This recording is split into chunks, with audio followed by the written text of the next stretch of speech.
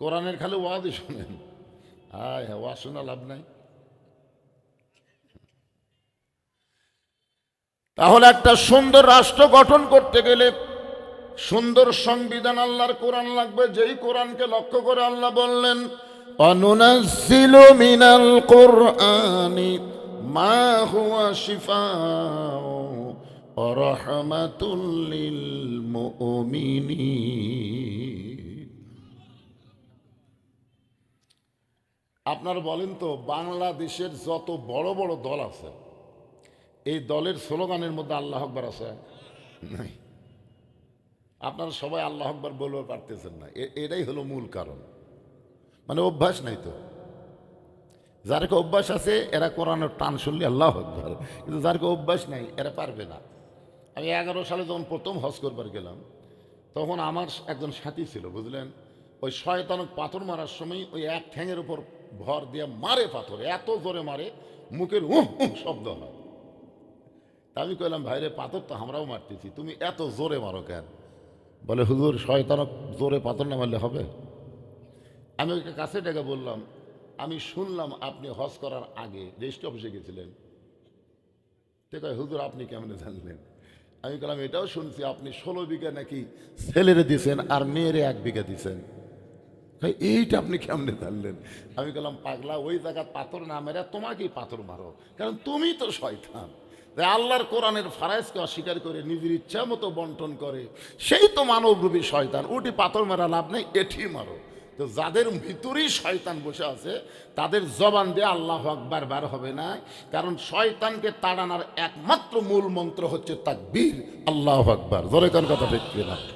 এখন যারকে মধ্যেই শয়তান বসে আছে, এরকে ভিতর থেকে আল্লাহু আকবার আসবেই। এই জন্য বিশ্বাস করেন, যেই দলে আল্লাহু আকবার স্লোগান নাই, ওই দলই হলো শয়তানের দল। ধরে কোন কার দল? ওই দলই শয়তানের। কারণ শয়তানকে তাড়ানোর জন্য কি লাগবে? সুবহানাল্লাহ দিয়ে যতই সুবহানাল্লাহ বলেন, শয়তান আপনার কাছেই বসে থাকবে। আলহামদুলিল্লাহ বললেও শয়তান কাছে বসে থাকবে। আল্লাহু আকবার যত জোরে বলবেন, শয়তান তত দূরে পালিয়ে যাবে। আল্লাহ রাসূল বলেছেন, তাকবীর যদি জোরে হয় তাহলে শয়তান পালানোর সময় পিছন দিক দিয়ে বাতাস বের হবে। রব্বাকা ফাকাব্বির, আল্লাহ রাসূলকে তাকবীর দেওয়ার হুকুম দিলেন, আর নবীর উম্মত হয়ে ম্যান ম্যানা কন না, অসহ্য নাই। কি লিল্লাহি তাকবীর, নারায়ে তাকবীর। আল কোরআনের আলো সংসদে জালো, কোরআন হাদিস যেখানে, দুনিয়ার মুসলমান লিল্লাহি তাকবীর। আশেপাশের জনগণ জানুক যে বক্তা একলা নেই। অনেক তেলতেলা গোয়েন্দার বলে, সন্ধ্যার সময় মানুষ হবি, বলে কি বলে না? সন্ধ্যার সময় ওয়াজ হবি, আসবি খালি টাকা লিবি আর চলে যাবি। এই শালা তেলতেলারা তো সন্ধ্যার সময় মাহফিলে আসে না। রাতের মাহফিলের চাইতে সন্ধ্যার মাহফিলের জনগণ এখন বেশি হচ্ছে, কারণ রাতে তো সেই শীত পড়তেছে, টপ টপ করে নিয়র পড়তেছে, মানুষ খুঁজে পাওয়া যায় না। আর সন্ধ্যার সময় সব বয়সের মানুষ কোরআনের মাহফিলে আসে। সোনাল্লাহ ধন না কেন? হ্যাঁ, আমি যখন উঠছি ঘড়ি ধরে 6টা, যখন নামবো 2 ঘন্টা ওয়াজ করে, রাত্রে 10টার সময় উঠি, 12টার সময় নামি। জনগণ কয় 12টা পর্যন্ত ওয়াজ করলো, 12টা পর্যন্ত ওয়াজ করলো, কিন্তু উঠলো কয়টার সময়? ওই তখনও তাই এখনও তাই। কিন্তু মানুষের একটা ভুল বুঝ, বলেন মানুষ কম হয়েছে? আলহামদুলিল্লাহ। একটু মনোযোগ দিয়ে শুনবেন। তাহলে সুন্দর আমল করতে গেলে, আপনারাই বললেন, সুন্দর রাষ্ট্র গঠন করতে গেলে কোরআনের সংবিধান লাগবে। এই কোরআন যখন চালু হবে, তখন বাংলাদেশের নেতা কেমন হবে, কর্মী কেমন হবে, আল্লাহর কোরআন থেকে আমাদের একটু জানার অধিকার আছে না নাই? এই কোরআন দিয়ে যখন বাংলাদেশ চালু হবে, কোরআনের শাসন আমলের একজন নেতার গল্প করি। বাংলাদেশের মতন 96টা দেশ একত্র করলে যত বড় একটা রাষ্ট্র হবে, তত বড় একটা রাষ্ট্রের খলিফা নাম হলো হযরত ওমর। আল্লাহর কোরআন দিয়ে রাষ্ট্র চললে আত্তাকুল্লাহ, আল্লাহর ভয়টা কেমন দেখেন। হযরত ওমর যখন আল্লাহর কোরআন দিয়ে রাষ্ট্র চালায়, এমন সময় জুমার দিনে হযরত ওমর যখন খুতবা দিবেন, জুমার দিনে যখন খুতবা দিবেন, আজকের মাহফিলের প্রধান অতিথির আগমন, মোশাররফ ভাইয়ের আগমন, লিল্লাহে তাকবীর। হযরত ওমর আল্লাহর কোরআন দিয়ে রাষ্ট্র চালায়, কোরআন দিয়ে যখন রাষ্ট্র চলবে তখন নেতার ভিতরে তাকওয়া কেমন হবে এটা বোঝানোর জন্যই বলতেছি। কারণ আমরা কি চাই? সুন্দর আমল করতে চাই। জোরে কোন কি চাই? সুন্দর আমল করতে চাই। ছোট্ট একটা ঘটনা দিয়ে আপনাদের বুঝাইতেছি, একটু মনোযোগ দেন। বাংলাদেশের মতন ৯৬টা দেশের খলিফা হযরত ওমর। বাংলাদেশের মতন কয়টা? ৯৬টা রাষ্ট্রের খলিফা হযরত ওমর মসজিদের মেম্বরে দাঁড়িয়ে খুতবা দিচ্ছেন। মসজিদের মেম্বরে দাঁড়িয়ে যখন খুতবা দেন, এমন সময় মাঝখান থেকে একজন সাহাবী দাঁড়িয়ে বলতেছে, আমির আল মুমিনিন, আপনার খুতবা আমরা শুনবো না, আপনার খুতবা আমরা শুনবো না। ওমর ফারুক বললেন, আমার অপরাধ কি? সাহাবী বলতেছে, আপনার অপরাধ হলো আমাদেরকে খাটো পাঞ্জাবি দিয়ে আপনি লম্বা জুব্বা পরে খুতবা দিচ্ছেন। আমাদেরকে খাটো পাঞ্জাবি দিবেন, আপনি লম্বা জুব্বা কোথায় পাইলেন? যতক্ষণ না বলতে পারবেন ততক্ষণ আপনার খুতবা আমরা শুনবো না। আপনারা বলেন, ওই সময় যদি মানুষের তৈরি রাষ্ট্র থাকতো, তাহলে যেই বেটা লোকমা দিছে ওর অবস্থা কি হতো? ওমর ফারুকের লোক নাই, ধরেই গণধোলাই দিয়ে হত্যা করতে। আমাদের রাষ্ট্রপতি খলিফার পাঞ্জাবি লম্বা হচ্ছে, তোর বাজলো কোন জায়গা? কিন্তু আইন চলতেছে কার? হ্যাঁ, সেটা তো শুনলেনি। এক একজন নেতাকে এখন এক একজন প্রার্থীকে, আমার ভাইদের 10টা 11টা পর্যন্ত মাহফিল, বক্তাকে দেখছেন এত কষ্ট। কারণ কোনো জায়গা না গেলে তার আবার মন খারাপ করে। আজকে বলে 7টা আছে এখন। আরে অনেক কাজ, তো এই জন্য ভাইকে আমরা তাড়াতাড়ি ছাড়ে দিই। কি কম আমাকে বললো জি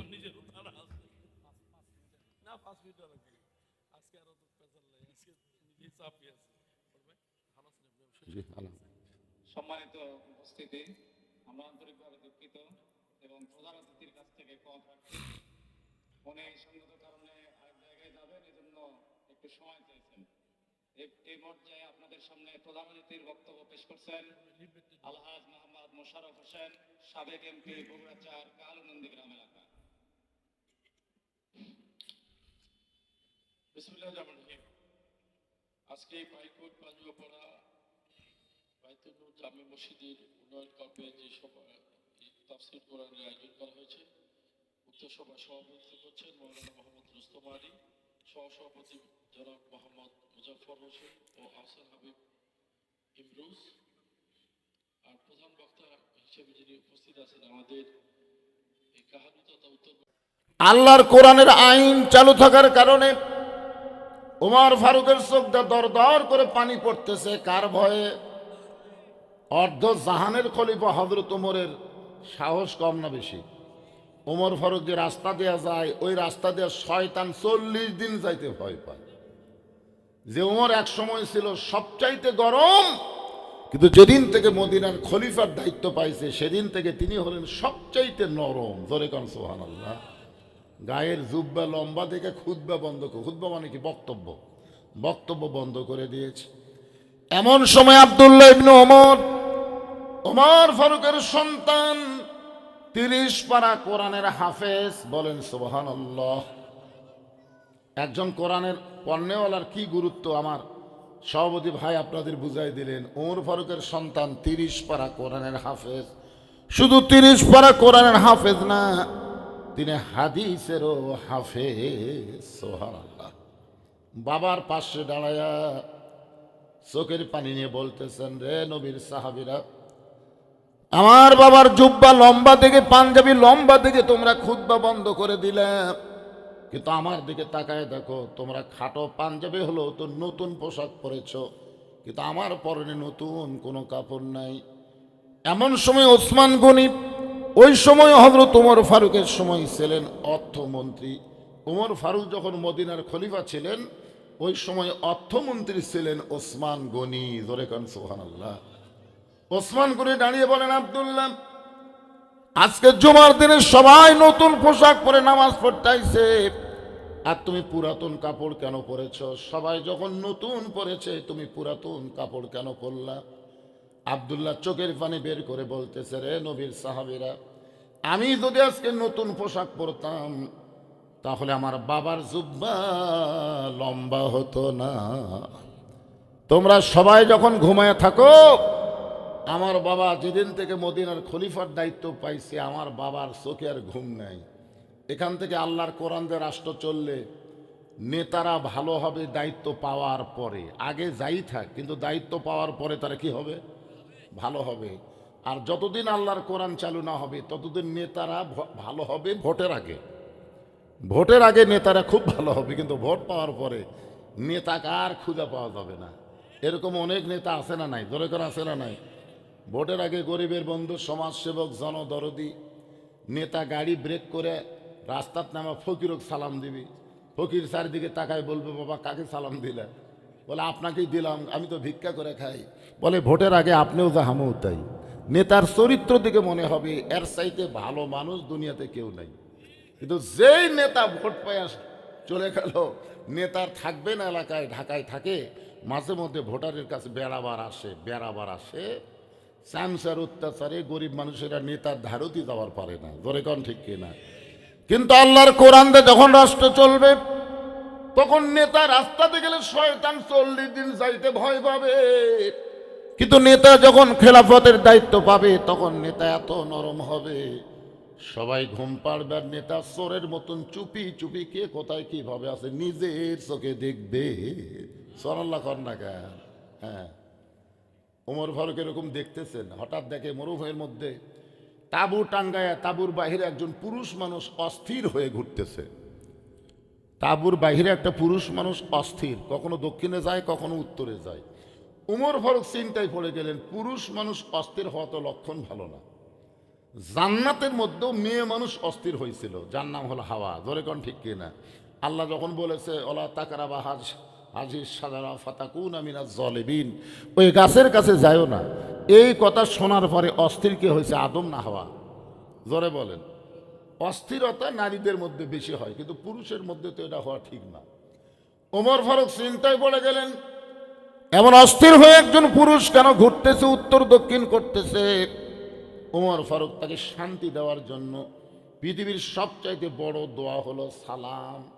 পৃথিবীর সবচাইতে বড় দোয়ার নাম কি? এমনকি আপনার যদি কবর জিয়ারত করতে যান, আগে দোয়া পড়বেন না আগে সালাম দেবেন? যতই দোয়া পড়েন, সালামের চাইতে বড় দোয়া নাই। এই জন্য আমরা কবরবাসীর জন্য কি দোয়া করব? আসসালামু আলাইকুম ইয়া আহলাল কুবুর।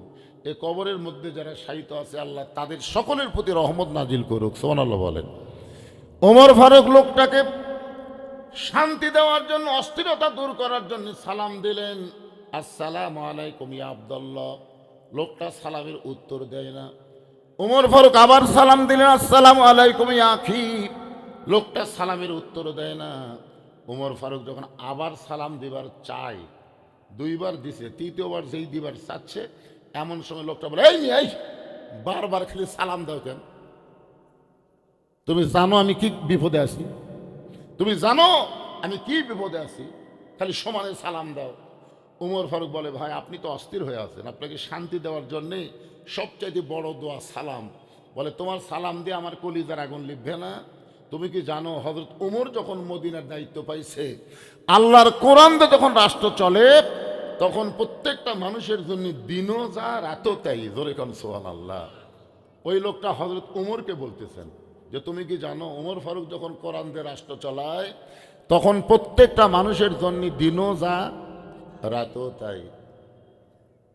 আমার গর্ভবতী বউকে নিয়ে আমি অমুক এলাকা থেকে অমুক এলাকায় যাচ্ছিলাম, কিন্তু রাস্তার মাঝখানে আমার বউটার প্রসব ব্যথা যখন বেড়ে গেল, তখন আমি তাঁবু টাঙ্গায়া বউকে তাঁবুর মধ্যে রাইকা বাহিরে অস্থির হয়েছি, ঘুরতেছি যা আমি এখন ধাত্রী পাবো কোন জায়গায়। এখন আমার বউটার প্রসব ব্যথা কেমনে লাঘব হবে, এই চিন্তা যখন করতেছি তখন তুমি সমানে সালাম দাও। ওমর ফারুক লোকটার কপালের ঘাম মুছে দিয়া বুকের মধ্যে টাইনা নিয়ে কানে কানে বলতেছে, ভাইজান তোমার কোনো চিন্তা নাই, আমার বাড়িতে ভালো একটা ধাত্রীর খবর আছে। সুবহানাল্লাহ কন্যা কেন? যে লোকটাকে 3 বার সালাম দিছে উত্তর না দিয়ে এই মিয়া কইছে বর্তমানে মেম্বার যদি হয় ওর খানসার একটা চড় মারবি। জোরে কোন কথা ঠিক কি না? আর অর্ধ জাহানের খলিফা আল্লাহর ভয়, জোরে বলেন কার ভয়? আর আল্লাহর ভয় কখন শুরু হবে? আল্লাহর কোরআন দিয়ে যখন রাষ্ট্র শাসিত হবে, রাষ্ট্র চলবে। ওমর ফারুক বুকের মধ্যে নিয়ে বলতেছে, আমার বাড়িতে একটা ভালো ধাত্রীর খবর আছে, তুমি একটু ধৈর্য ধরো। কারণ ধৈর্যশীলদের সঙ্গে কে থাকে? কতক্ষণ? সবসময় সব বিষয়ে ধৈর্য ধরা যাবে না। আমরা 54 বছর ধৈর্য ধরছি, ঠিক কিনা বল? হ্যাঁ, আল্লাহ কোরআনে বলতেছেন, ইন্নাল্লাহা মা'আস সাবিরিন। 15.5 বছর বাংলার জনগণ কিন্তু হাসিনার কুশাসনেও ধৈর্য ধারণ করেছিল। জোরে কোন ঠিক কিনা? কিন্তু 24 সালে ছাত্ররা দেখলো আর ধৈর্য ধরা যায় না। এই ধৈর্য ধরে থাকলে যে ব্যক্তি সাঁতার জানে না, পানির মধ্যে পড়ে পানি খাচ্ছে, এমন সময় এই ধৈর্যের আয়াত পড়ে লাভ হবে না। ধৈর্য বাদ দিয়ে তাকে টেনে তোলা লাগবে, এটাই নিয়ম। ধরে কোন কথা ঠিক কিনা? ঘরে আগুন লাগছে, এখন আপনি পানি ছিটানো বাদ দিয়া ইন্নাল্লাহা মা'আস সাবিরিন ধৈর্যের আয়াত পড়তেছেন, আগুন দিয়ে গোটা এলাকা সারকার হয়ে যাবে। এই সময় ধৈর্য না ধরে আগুন নিভানোর ব্যবস্থা করাটাই সবচাইতে বড় সুন্দর কাজ। জোরে কোন কথা ঠিক কিনা? আল্লাহ বলেছেন, লিয়াবলুয়াকুম আইয়ুকুম আহসানু আমালা, তোমাদের সুন্দর কাজের পরীক্ষা করা হবে, সুন্দর আমলের পরীক্ষা করা হবে। সেইটাই আপনাদের সামনে আলোচনা করা হচ্ছে। ওমর ফারুক এক দৌড়ে বাড়িতে গেলেন, অর্ধ জাহানের খলিফা দৌড়ায় দৌড়ায় বাড়িতে গেলেন। বাড়ির দরজা দিয়ে ডাক দিলেন, আব্দুল্লাহর মা। ওমর ফারুকের ছেলের নাম কি? আব্দুল্লাহর মা। আব্দুল্লাহর মা বলার সঙ্গে সঙ্গে ঘরের দরজা খুলে গেল। ওমর ফারুক চমকে গিয়ে বললেন, বিবিরে, আমি না হয় খলিফার দায়িত্ব পাইয়া মানুষের ঘুম, আমার ঘুমকে বাদ দিয়া মানুষের দুঃখ কষ্ট সারা রাত দেখি, কিন্তু তোমাকে ডাক দেওয়া মাত্রই তুমি দরজা খুললা, কারণ কি? ডাক দেওয়া মাত্রই তুমি দরজা খুললা। আমি না হয় দায়িত্ব পাইছি, আমি রাতের ঘুমকে হারাম করে দিয়ে মানুষের দুঃখ কষ্ট দেখতেছি, কিন্তু তোমাকে ডাক দেওয়া মাত্রই তুমি দরজা খুললা, কারণ কি? ওমর ফারুকের স্ত্রী বলেন, স্বামী গো, যেদিন থেকে আপনি খেলাফতের দায়িত্ব পাইয়া মানুষের দুঃখ কষ্ট নিজের চোখে দেখা শুরু করেছেন, সেদিন থেকে আমি আর ঘুম পারি না। আমি সারা রাত দরজায় দাঁড়িয়ে থেকে আপনার নিরাপত্তার জন্য আল্লাহর কাছে দোয়া করি। কি বুঝলেন? খালি নেতা ভালো হলে চলবে না, তো নেতার বউ ভালো হওয়া লাগবে। আজকে আমাদের নেতার বউগুলো খারাপ হওয়ার কারণে অধিকাংশ নেতা জেলে ঢুকছে, আর নেতার ওই মারা টাকা দিয়ে বউগুলা ফিল্ডিং মারতেছে। ধরে কোন কথা ঠিক কিনা? আমাদের পাশেই যে নাটোরের সিংড়া উপজেলা, ওই সিংড়ার একজন নেতা ছিল, নাম হলো পলক। ধরে কোন নাম কি? ফান্দে পড়িয়া পলক কান্দে রে। হাজার হাজার কোটি টাকা মারছে। এখন পলকের বউ বেগম পাড়ায় শান্তি করতেছে, আর জুয়ান বয়সে পলক জেলখানার মধ্যে বন্দী হয়ে গেছে। সবসময় পলকের চোখ দিয়ে দরদর করে পানি পড়তেছে। যদি নেতার বউটা ভালো হতো তাহলে কিন্তু নেতা দুর্নীতি করতো না, কারণ দুর্নীতি করার সর্বপ্রথম মানুষের বাধার চাইতে নিজের বউ বাধা দেওয়া লাগবে। জোরে কোন কথা ঠিক কিনা? তুমি 10,000 টাকা বেতনে চাকরি করো, আর 12,000 টাকার বাসা ভাড়া করতে গেলাও। বেতন পাও 10,000, বাসা ভাড়া 12,000, তারপরে সমানে গোস্ত মাছ কিনো। এই টাকাগুলো তুমি কোথায় পাও? আগে হিসাব দাও। প্রত্যেকটা বউ যদি এরকম পাই হিসাব নিত, আজকে কোনো মানুষ, পুরুষ মানুষ খারাপ হওয়ার সুযোগ পেত না। জোরে কোন কথা ঠিক কিনা? আর এরা খালি সমানই চাই। এখন কি করবি? রডের বদলে বাঁশ দিয়ে ব্রিজ বানায়, বুদ্ধি নেই তো। রাস্তা পিচ করে দিয়ে যাতি, পরে আবার পিচ উঠে যায়। কারণটা কি ভাই জান? একটু মনোযোগ দিয়ে শুনবেন। লিয়াবলুয়াকুম আইয়ুকুম আহসানু আমালা, সুন্দর আমলের পরীক্ষা করা হবে, সেইটাকে সামনে নিয়ে কথাগুলো বলতেছি। ওমর ফারুকের বউকে ওমর ফারুক বললেন, জান্নাতে যদি যাবার চাও তাহলে এই জিনিসগুলো নিয়ে তাড়াতাড়ি বের হও। এই জিনিস মানে একজন গর্ভবতী নারীর বাচ্চাকে প্রসব করাতে যা যা লাগবে তাইগুলো নিয়ে রওনা দাও। ওমর ফারুকের বউ তড়িঘড়ি করে জিনিসগুলো নিয়ে স্বামীর সঙ্গে যখন রওনা দিয়েছে, ওমর ফারুক তাঁবুর অপর পৃষ্ঠা দিয়ে বউকে ঢুকায় দিয়া বাইরে বলতেছেন, ভাইজান কোনো টেনশন করবেন না, আমি ভালো ধাত্রী তাঁবুর মধ্যে ঢুকায় দিছি, আল্লাহ তাআলা অবশ্যই দয়া করবেন। কিছুক্ষণ পরে ওমর ফারুকের বিবি বলে, স্বামী গো, ইয়া আমিরুল মুমিনিন, আপনার বন্ধুকে খবর দেন তার বিবি এবং বাচ্চা দুইজনই সুস্থ রয়েছে। আপনার তো সুবহানাল্লাহ বললেন, কিন্তু ওই লোকটার খবর কি? যে বউ বলছি আমিরুল মুমিনিন, ওই আর আছে? ওমর ফারুক তাকায় দেখে মাটিতে পড়ে গেছে। যে ওমর রাস্তাতে গেলে শয়তান 40 দিন যায় না, সেই উমর পর 3বার সালাম দিল, আমি সালামের উত্তর না দিয়ে তার সঙ্গে খারাপ ব্যবহার করলাম, আর তারই বউকে দিয়ে আমার বিবির প্রসব ব্যথা দূর করে দিয়েছে, বাচ্চা খালাস হয়ে গেছে। মাটিতে পড়ে লোকটা যখন কাতরায়, এমন সময় উমর ফারুক এক টানে লোকটাকে বুকের মধ্যে নিয়ে কপালে একটা চুমো দে, বলে, ভাইজান আমি আর সেই ওমর নাই, আগে ছিলাম গরম, দায়িত্ব পাওয়ার পরে আমি হলাম সবচাইতে নরম। আব্দুল্লাহ বলে, রে নবীর সাহাবীরা, তোমরা সবাই যখন ঘুমাও, এমন সময় আমার বাবা ঘুমায় নাই, চুপি চুপি আমার দরজায় সে ডাক দেয়, আব্দুল্লাহ। আব্দুল্লাহ বলে, আমি আব্দুল্লাহ দরজা খুলে দেখি বাবার হাতে একটা পাঞ্জাবি। আমি খুশি হয়ে বললাম, বাবা বাইতুল মাল থেকে আমার একটা পাঞ্জাবি দিল, আপনি গভীর রাতে আর একটা দিবার আইছেন, নেতার বেটা হওয়ার মধ্যে লাভই আছে, একটা পাঞ্জাবি তো আমি পাইছি বাবা, আর একটা দিবার আইছেন। সঙ্গে সঙ্গে ওমর ফারুক আল্লাহর কোরআন থেকে তেলাওয়াত করলেন, ইন্নাল্লাহা ইয়ামুরুকুম আন তুআদ্দুল আমানাতি ইলা আহলিহা ওয়া ইযা হাকামতুম বাইনান নাস আন তাহকুমু বিল আদল। আল্লাহু আকবার। আব্দুল্লাহ, তুমি কি মনে করো তুমি বাইতুল মাল থেকে একটা পাঞ্জাবি পাইছো, আমি আর একটা তোমাকে দিবে রাইছি, এর নাম তাকওয়া না, এর নাম ইসলাম নয়। ওয়া ইযা হাকামতুম বাইনান নাস আন তাহকুমু বিল আদল। মানুষের মধ্যে কাউকে যখন ক্ষমতা দেওয়া হয়, কাউকে যখন বিচারক বানানো হয়, সে নিজের ইচ্ছায় বিচার করবে না, বিচার করবে কার ইচ্ছায়? আদল এবং ইনসাফ সহকারে। আব্দুল্লাহ রে, এই পাঞ্জাবিটা আমার ভাগে পড়েছে, এখন তুমি বলো আব্দুল্লাহ, এই ছোট পাঞ্জাবি পরে আমি যদি খুতবা দেই তাহলে কেমন লাগে? কারণ মুসল্লির পাঞ্জাবি ছোট হলে কোনো সমস্যা নেই, ইমামের পাঞ্জাবি ছোট হলে সবাই নাক শিটকায়। কি শিটকাই? আচ্ছা, ইমামের দাড়ি যদি এক মুষ্টির নিচে হয়, আমাকে একজন ফতুয়া আছে যে হুজুর ইমামের দাড়ি যদি এক মুষ্টির কম হয়, তার পাশে কি নামাজ হবি? তা আমি কইলাম, কে রে ভাই, তুমি দাড়ি কেমনি মাপলে? ইমামকে তোমার দাড়িতে হাত দিবার দিছে? না হুজুর, ইমাম যখন খুতবা দেয় তখন আমি দূর থেকে মুডটা আন্দাজ করে ওর দাড়ির দিকে খেয়াল করছি, আমার মনে হয় মুটের চাইতে একটু ছোটই আছে। তো যেই দেশে মুট দেয়া দাড়ি মাপে ইমামের, সেই দেশের তেল তেলা মানুষ কোনোদিন জাতীয় ইমাম হওয়ার পারে? তখন পারে। কিন্তু বাংলাদেশের একজন নেতাকে আরেকজন তেল দেওয়ার নেতা, ধরে কোন কি দেওয়ার নেতা, তেল দেওয়ার নেতা বলেছে জাতীয় ইমাম।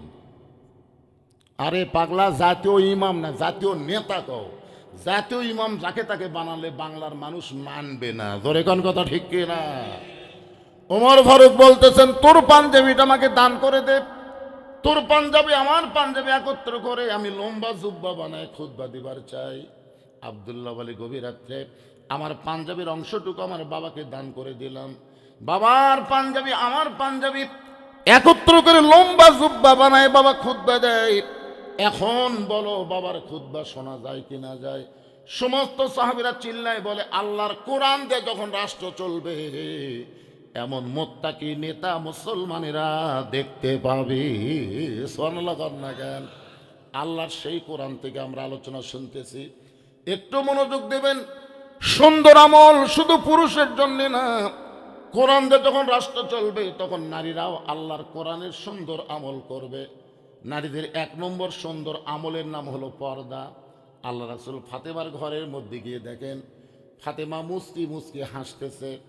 রাসূল বলে, ফাতেমা, তোমার কি কখনো মনে হয় তোমার বাবা বিশ্ব নবী হওয়ার কারণে আল্লাহ তোমাকে জান্নাত দিবে?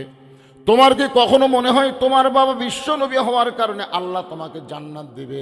ফাতেমা বলতেছে, বাবা, আমার সব সময় মনে হয় আমার বাবা বিশ্ব নবী, শ্রেষ্ঠ নবী, ইমামুল আম্বিয়া, ইমামুল মুরসালিন, এই খাতিরে আল্লাহ আমাকে জান্নাত দিবে। নবীর সঙ্গে সঙ্গে ফাতেমার হাতে একটা ঝাঁকি দিয়ে বললেন, মা, তুমি বড় ভুল বিশ্বাসের মধ্যে রয়েছো। তোমার বাবা বিশ্ব নবী হওয়ার কারণে আল্লাহ তোমাকে জান্নাত দিবে না। জান্নাতে যদি যাবার চাও তাহলে আল্লাহর 4টা আমল করে তোমাকে জান্নাতে যাইতে হবে। 4টি আমল যদি করতে পারো ফাতেমা, আল্লাহ খুশি হয়ে 8টা জান্নাতের দরজা খুলে দিবে। যে কোনো দরজা দিয়ে তুমি জান্নাতে যাইতে পারবা। ঈমান গ্রহণ করার পরে সুন্দর আমল মেয়েদের জন্য মাত্র 4টা। ধরে বলেন কয়টা? আমার মায়েরা যারা পর্দার অন্তর আছেন একটু মনোযোগ দিয়ে শুনবেন। সুন্দর আমলের পরীক্ষা হবে, আল্লাহ করবে। মেয়েদের 1 নম্বর আমল হচ্ছে 5 ওয়াক্ত নামাজ আদায় করা লাগবে। 5 ওয়াক্ত নামাজ, 24 ঘন্টায় নামাজ পড়া লাগবে না, 24 ঘন্টার মধ্যে 5 বার। জোরে বলেন কয়বার? 5 বার। 5 ওয়াক্ত, ওয়াক্ত মানে সময়। 24 ঘন্টার মধ্যে মেয়েরা 5 ওয়াক্ত নামাজ পড়লে নামাজের হক আদায় হবে। 12 মাস রোজা রাখা লাগবে না, শুধুমাত্র রমজান মাসে রোজা রাখলে রোজার হক আদায় হবে। রাসূল বললেন, স্বামীর খেদমত করবা, কিন্তু স্বামীর খেদমত সবসময় করা লাগবে না। স্বামী যখন খেদমত চাবে তখন স্বামীর খেদমত করা লাগবে। আমার মায়েদের জন্য বলতেছি, সবসময় স্বামীর খেদমত করা লাগবে। কথা কয় না? লাগবে। স্বামী যখন চাবে তখন খেদমত করা লাগবে।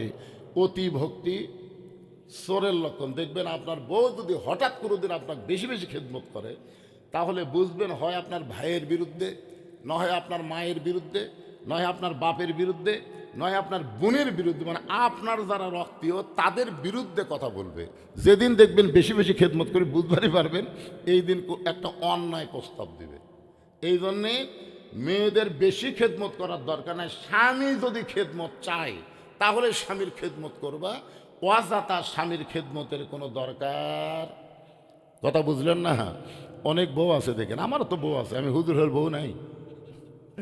হঠাৎ দেখবেন খেদমত বেশি করতেছে, সেই দিন বুঝবেন আমার কানে কানে বলবে, আজকে আব্বা আসবে গো, আজকে আব্বা আসবে। আব্বা আবার ছোটো মাছ ছাড়া খায় না, আব্বা আবার দেশি কই ছাড়া খায় না, আব্বা ইলিশ পছন্দ করে, আব্বা এশিয়ার দই মিষ্টি খাই। এইরকম নানা ধরনের কথা, মানে পাও টিপতেছে, কপাল টিপতেছে, আর এই ফিস করে বলতেছে। আমি বললাম, ঠিক আছে, সবই আনবো, তুমি যখন বলতেছে।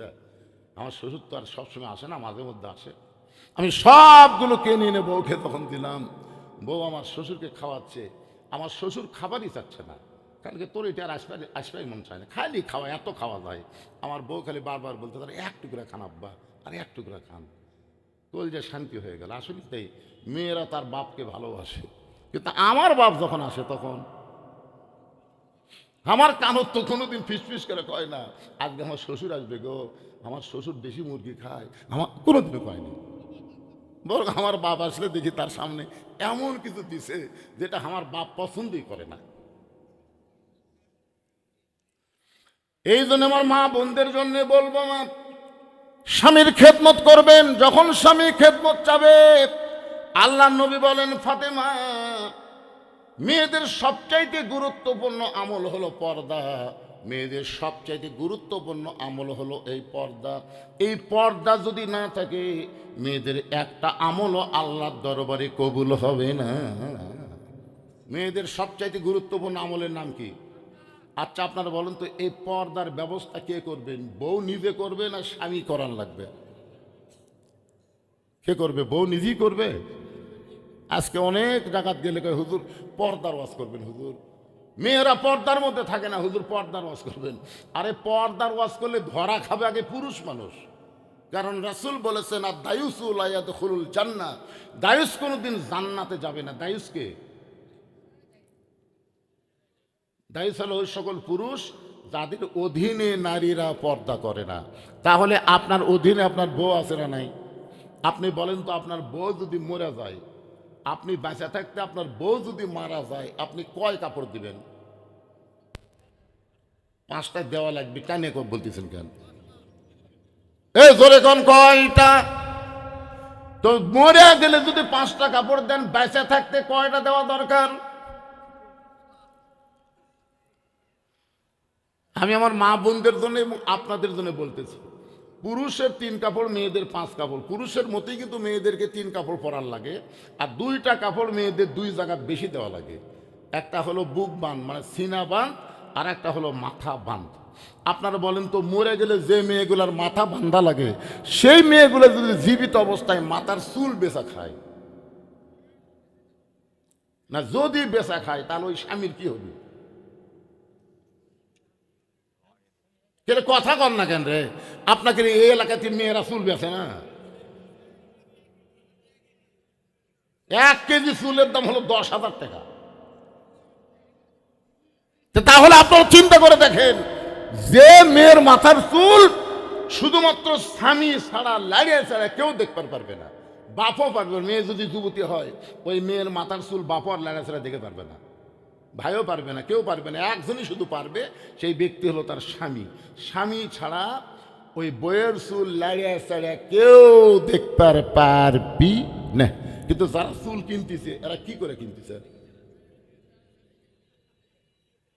তাহলে আপনার বউ যদি জীবিত অবস্থায় মাথার চুলি বেচা খায়, মরার পরে ওর মাথার কাপড় বান্ধা লাভ কি? আমার মায়েরা যারা পর্দার অন্তরে একটু মনোযোগ দিয়ে শুনবেন, আল্লাহ রাসূল বললেন, ফাতেমা 24 ঘন্টায় সব সময় পর্দার মধ্যে থাকতে হবে মা, সব সময় পর্দার ভিতরে থাকতে হবে। সঙ্গে সঙ্গে ফাতেমার গায়ে একটা ওড়না ছিল, ওই ওড়নাটা মাথার উপর দিয়ে বললেন, বাবা এই মুহূর্তে আমি ফাতেমা পর্দার মধ্যে ঢুকে গেলাম। সুবহানাল্লাহ কন্যা খান। আল্লাহ রাসূল বললেন, ফাতেমা আমি আল্লাহর কাছে দোয়া করি আল্লাহ যেন তোমার পর্দাকে কবুল করে। মেয়ে বলল, এই মুহূর্তে আমি পর্দার মধ্যে ঢুকে গেলাম। আর রাসূল বললেন, আমি দোয়া করি আল্লাহ যেন তোমার পর্দাকে কবুল করে। কিছুদিন পরে আল্লাহ তারা নবীকে জানাইলেন, নবী গো, ওই ফাতেমার পর্দাকে আমি আল্লাহ পছন্দ করে ফাতেমার জন্য একটা ডিগ্রি নির্ধারণ করলাম। সেই ডিগ্রিটা হলো সাইদাতুন নিসাই আহলেল জান্নাহ, ফাতেমাতুজ জোহরা। আমি ফাতেমাকে জান্নাতি নারীদের নেত্রী ঘোষণা করে দিলাম। আল্লাহ রাসূল ফাতেমার কাছে এই খবর যখন দিলেন, ফাতেমা বললেন, বাবা পর্দাকে সবচাইতে গুরুত্ব দিয়ে আমি গ্রহণ করলাম। এমনভাবে পর্দাকে ফাতেমা গ্রহণ করলেন, পর্দার মধ্যেই থাকলেন। যেই দিন ফাতেমা দুনিয়া থেকে বিদায় নেবে, যেই দিন ফাতেমা দুনিয়া থেকে বিদায় নেবে, একটু খেয়াল করেন, এশার নামাজ পড়ে হযরত আলী ঘরের মধ্যে ঢুইকা দেখে ফাতেমা চকিতে বসে ছোট বাচ্চার মতন কাঁদতেছেন। ফাতেমার চোখটা দর দর করে পানি পড়তেছে। হযরত আলী ফাতেমার থুতুনির তলে হাত দিয়ে বললেন, ফাতেমা এরকম হঠাৎ কান্দার কারণ কি? আপনার কি শরীর অসুস্থ হয়েছে নাকি? আপনার কি মন খারাপ নাকি? ফাতেমা বলে, স্বামী গো, আমার কান্নার কারণ হলো আল্লাহ তাআলা আমার দোয়া কবুল করেছে। আলী বলতেছে, পাগলি নাকি? দোয়া কবুল করা হলো আনন্দের কারণ। আল্লাহ দোয়া কবুল করেছে, আনন্দ করো, তাহলে কান্নার কারণ কি? ফাতেমা বলে, স্বামী গো, আল্লাহ কি দোয়া কবুল করছে আপনি কি শুনবেন না? আলী বলে, ফাতেমা আল্লাহ তোমার কি দোয়া কবুল করলো? ফাতেমা বলতেছে, আমি সবসময় আল্লাহর কাছে দোয়া করতাম, আল্লাহ পর্দার মধ্যে আমার মৃত্যু দিও। আলী বলে, পাগলি রে, যে মেয়েটা সবসময় পর্দার মধ্যে থাকে তার তো পর্দার মধ্যেই মৃত্যু হবে। ফাতেমা বলে, এই দোয়াটা আল্লাহ আমার কবুল করেছে। আলী বলতেছে, তাহলে আনন্দ করো, পর্দার মধ্যে আল্লাহ মৃত্যু দিবে, তাহলে কেন কাঁদতেছো? ফাতেমা বলে, স্বামী গো, এই মৃত্যুটা কবে হবে এইটা কি আপনি শুনবেন না? আলী বলে, ফাতেমা মরার খবর দুনিয়ার কেউ বলতে পারে না। ফাতেমা বলতে, স্বামী গো, এটা আমিও জানি, মরার খবর কেউ বলতে পারে না, কিন্তু কিছুক্ষণ আগে আল্লাহ পাক আমাকে জানাইছে আজকে গভীর রাত্রে ফাতেমার মৃত্যু হবে। যেই মাত্র কইছে গভীর রাত্রে ফাতেমার মৃত্যু হবে, গাছের গোড়া কাটলে গাছটা যেমন পড়ে যায়, তেমনি ঘরের মধ্যে হযরত আলী পড়ে গেলেন। 2 হাতে ফাতেমার চোখের পানি মুছে মুচকি মুচকি হেসে স্বামীর মাথাটা উরাতের উপরে নিয়ে কপালে একটা চুমা দিলেন। সুবহানাল্লাহ বলেন। যেই মানুষটা গভীর রাত্রে মৃত্যুবরণ করবে সেই মানুষটা স্বামীকে সান্ত্বনা দেওয়ার জন্যে চোখের পানি মুছে মুচকি মুচকি হেসে স্বামীর কপালে চুমা দিয়ে বলেন, স্বামী গো, আপনি হলেন পৃথিবীর সবচাইতে বড় জ্ঞানী। আপনার বলেন তো পৃথিবীর সবচাইতে বড় জ্ঞানীর নাম কি? আরো জোরে। ফাতেমা বলেন, স্বামী গো, আপনি হলেন পৃথিবীর সবচাইতে বড় বীর। হযরত আলীর মতন কিয়ামত পর্যন্ত বড় বীর এই পৃথিবীতে আর কেউ হবে না। হযরত আলীর চাইতে বড় জ্ঞানী আর এই পৃথিবীতে কেউ আসবে না। বলে, স্বামী গো, বড় জ্ঞানী বড় বীর হয়ে বইয়ের মৃত্যুর খবর শুনে আপনি এমনভাবে কেন পড়ে গেলেন? আপনি কি জানেন না এই দুনিয়া থাকার জায়গা না, এখানে আসলে যাইতে হবে। এটা কি সত্যি কথা না মিথ্যা কথা? তাহলে আমি যেই বলবো আসলে, আপনারা বলবেন যাইতে হবে। আসলে যাই বলতেছেন না তাই থাকেন, এই মিশা মায়ার দুনিয়ার থাকেন, এটি থাকেন। আরে এখন না হয় থাকতেছেন, খালি 80 বছর পার হোক, এই লাতিরে লাততে বেরকি বুড়া মরে না কেন, এই শালা বুড়া মরে না কেন? আমি দেখছি যেগুলো বুড়া বেঁচে আছে একটা বুড়াও শান্তির নাই। যতদিন কামাই করবার পারবেন ততদিন আপনাকে আপনার আত্মীয় স্বজন বউ মেয়ে সবাই দয়া করবে। যেদিন থেকে আপনি খাবার শুরু করবেন কামাই ফুরে যাবে, সেদিন তো এখানে বলবে মরে না কেন, মরে না কেন, কথা কন না কেন? তাহলে আসলে যাইতে হবে। এই সত্যি কথা বলতে কার টুটির বাঁচতেছে, কার টুটির। আমি যেই বলবো আসলে আপনার সবাই জবান খুলে বলবেন যাইতে হবে। আসলে মিশে মায়ায় বন্দি থাইকা করলাম কত খেলা, পশ্চিমে তাকায়া দেখো তোমার ডুইবা গেছে বেলা। এক পলকের নাই ভরসা, এক পলকের নাই ভরসা, মিশে সকল আশা, কখন বুঝি দারুণ ঝড়ে ভাঙবে তোমার বাসা। বারবার খালি ঘাড় কাত করে তাকাই, কি দেখতেছেন ভাই? বলে 6 তলার ভিত দিছি হুজুর।